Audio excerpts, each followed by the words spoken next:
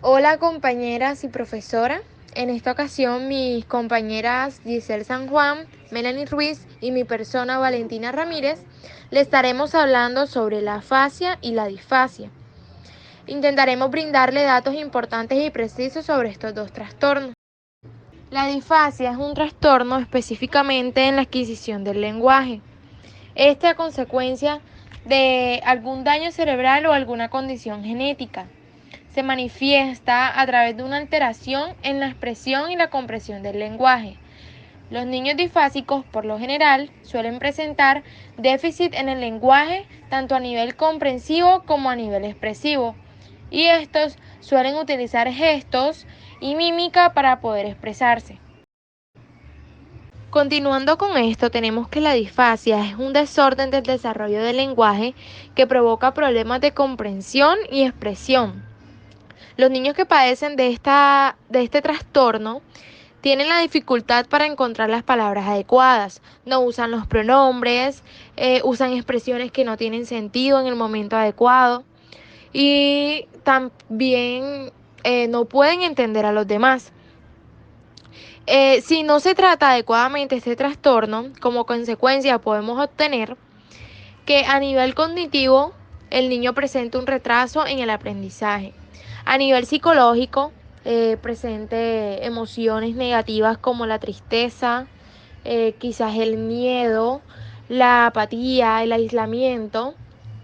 Eh, Podemos ver que quizás en un caso como ese el niño se debe sentir frustrado porque tenemos, por ejemplo, un niño con disfasia que diga totatola, pero uno le está explicando cómo es la palabra y él intenta hacerlo, pero no puede.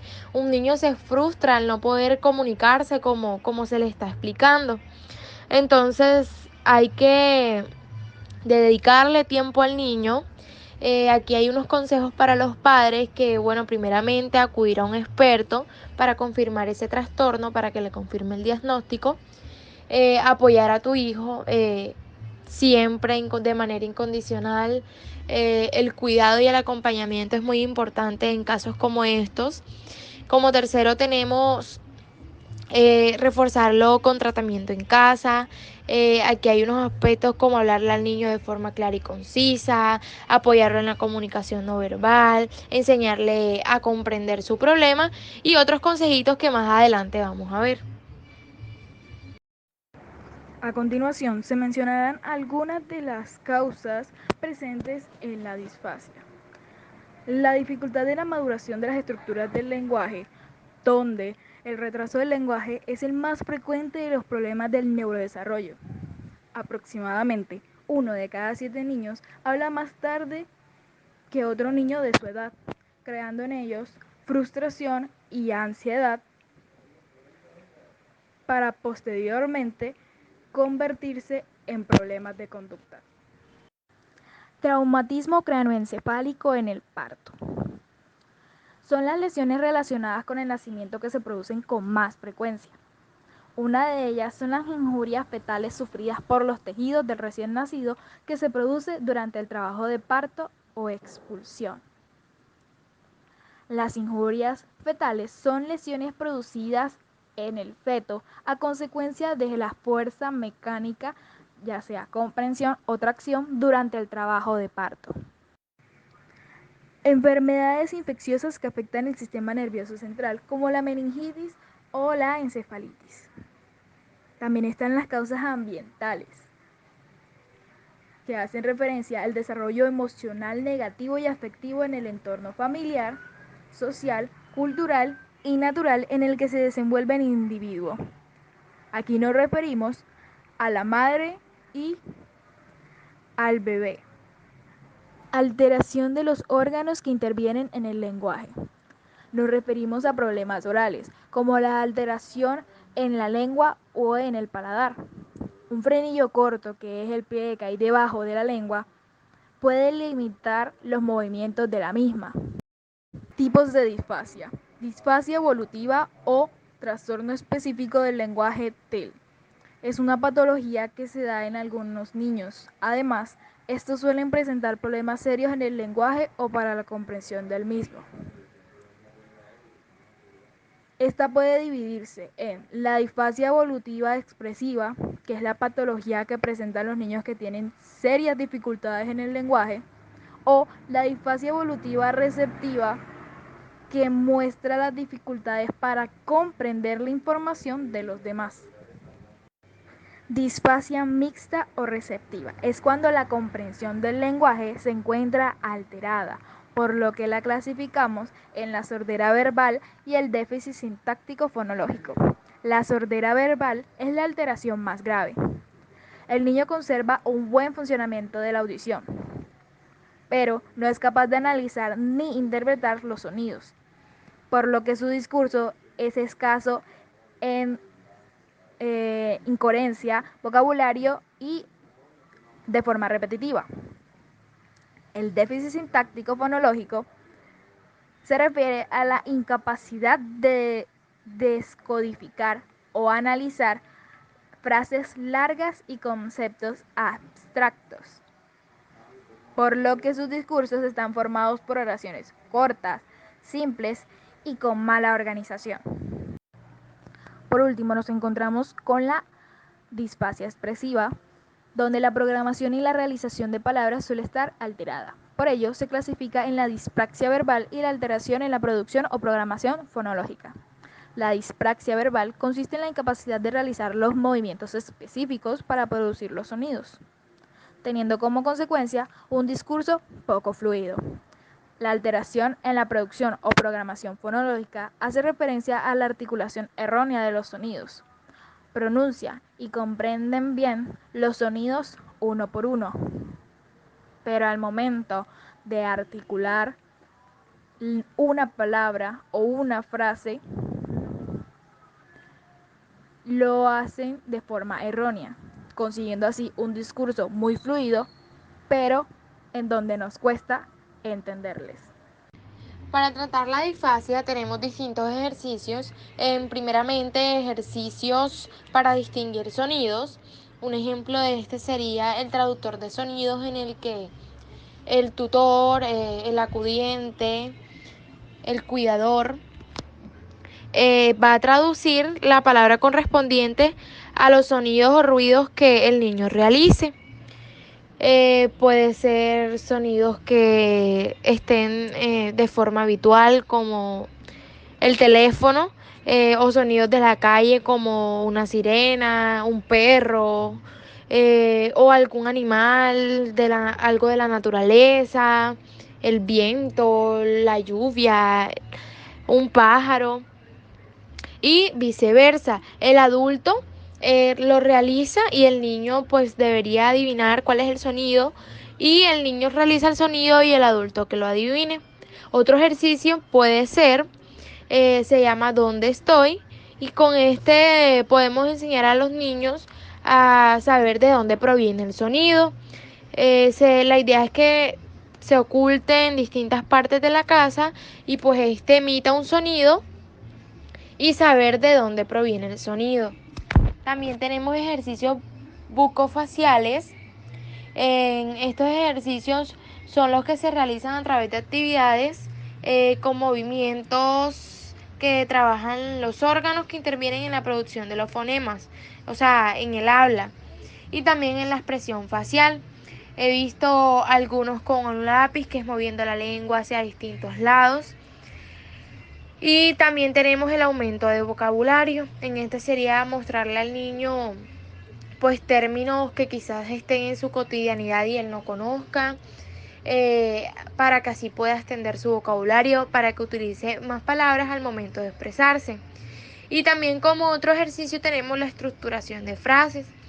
Por medio de este pues se le debe explicar al niño cómo va ordenada la frase, y pues que con ese vocabulario que ya fue adquiriendo, arme una frase. En este caso yo les estaré hablando un poco acerca del trastorno llamado afasia. Este es un trastorno del lenguaje que se produce a consecuencia de una lesión cerebral que puede afectar a la lectura, a la escritura, a la expresión o a la comprensión. La afasia es un tipo de lesión que aparece en las personas que estaban previamente, previamente estaban bien y que empiezan a mostrar problemas para comunicarse. La afasia puede afectar a diferentes esferas del ser humano, ya sea la lectura, la escritura, la expresión o la comprensión, como lo había dicho anteriormente. Como curiosidad también, existe el trastorno en la adquisición del lenguaje inicial, el cual recibe el nombre por disfasia, ya lo explicó la compañera anteriormente, y en este caso se detecta en la infancia, dado que el niño es incapaz de comprender o expresarse desde el inicio.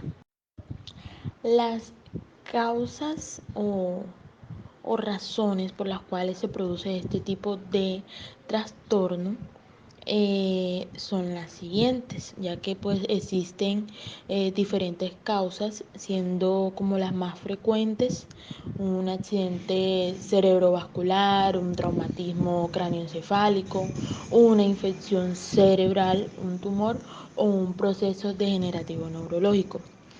En función del área donde también se ubique la zona lesionada, dará lugar a uno o más síntomas, pudiendo aparecer un trastorno ya sensorial o un trastorno motor, incluso pueden estar ambos.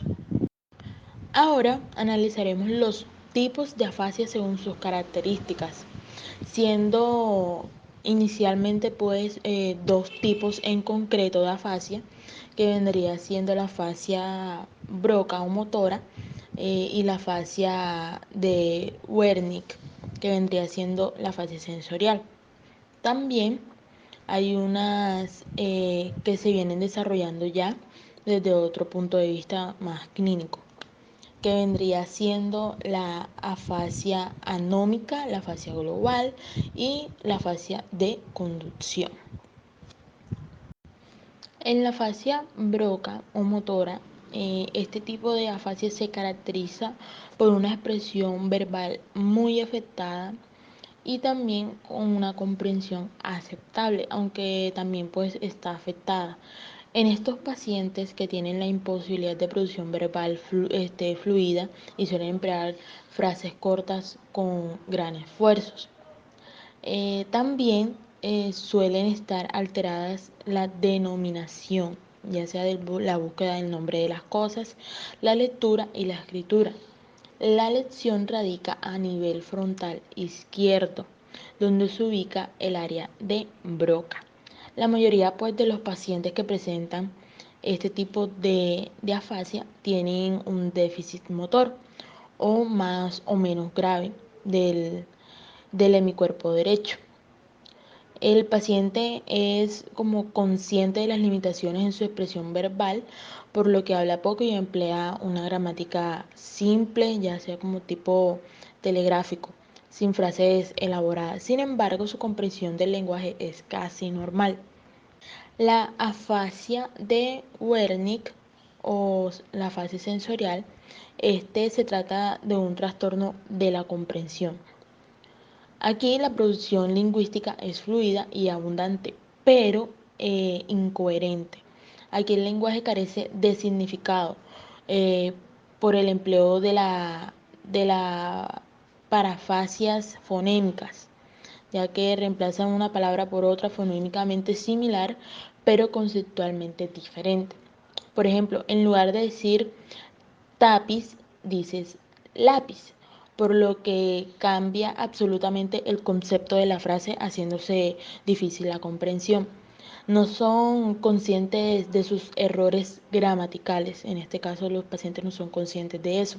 Y también aquí se produce por lesión de áreas temporoparietales, donde está ubicada el área de Wernicke. Estos pacientes no suelen presentar déficit motor, dado que su lesión no afecta el área cerebral que controla el movimiento. La afasia anómica es cuando el paciente o una persona tiene la dificultad para encontrar el término correcto de las cosas. Este es un trastorno afásico más común, ya que es frecuente de que las personas que la sufren empleen las llamadas circunloquios, expresiones compuestas por muchas palabras para expresar algo que hubiera podido decirse en una sola palabra o en pocas palabras, con la finalidad de suplir el nombre que no consiguen hallar. En el caso de la afasia global, el paciente no puede hablar, no puede entender, leer ni escribir. Este término pues se emplea cuando está gravemente afectadas las funciones expresivas y receptivas del lenguaje. Aquí los pacientes o las personas que la sufren tienden a la depresión por su imposibilidad comunicativa y también la afectación motora que se le añade, que ya vendría siendo la hemiplegia derecha. La lesión cerebral que padecen es bastante extensa. Y por último tenemos lo que es la afasia de conducción.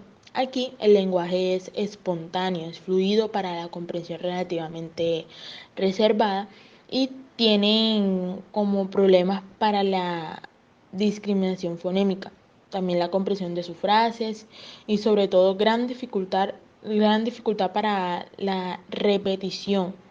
Aquí la lesión radica a nivel temporal. ¿Cómo afecta la afasia al infante? Una de ellas es la expresión del lenguaje, donde podemos encontrar parafasias o errores en el empleo de fonemas. Decimos pera en vez de para. Las palabras, donde decimos trapo en vez de toalla. Y la anomía, que es la dificultad para encontrar los términos adecuados o más adecuados para nombrar los objetos. Otro es el agramatismo, un síntoma que se manifiesta con la omisión o el uso incorrecto de formas gramaticales, como en el empleo de verbos, artículos o preposiciones, y el cual está relacionado con los errores fonéticos, caracterizado por presentar errores en algún sonido o sonidos concretos debido a que aún no los han adquirido en su repertorio. No saben el modo de articulación y por ello no los utilizan. Por último, nos encontramos con el mutismo, que constituye la ausencia de la expresión verbal y que tiene origen multifactorial, como el traumatismo craneal, cirugía de la fosa posterior, síndromes epilépticos adquiridos, psicogénicos, etc. Y el retraimiento social, que se refiere al autoaislamiento de los individuos en relación con un grupo de personas en diferentes situaciones y con el tiempo, ya sean presencia de familiares o no familiares, conocidos, amigos, en el aula, etc. ¿Cómo tratar la afasia? Para tratar la afasia se debe indagar la forma de inicio del trastorno y su evolución, que ante la detección de problemas en el lenguaje se realiza una historia clínica detallada, que también nos permite evaluar la presencia de otras posibles alteraciones que pueden ser motoras. Normalmente se realiza un estudio mediante pruebas diagnósticas de imagen y un test de valoración personal, que nos permite tanto confirmar el diagnóstico como identificar la posible causa y la ubicación del área lesionada. Luego de ello, nos permite recomendar un tratamiento rehabilitador integral, donde pueda abordarse no solo la recepción y expresión del lenguaje hablado, sino también sus problemas motores, distinímicos, que es un trastorno depresivo persistente, y afectivos.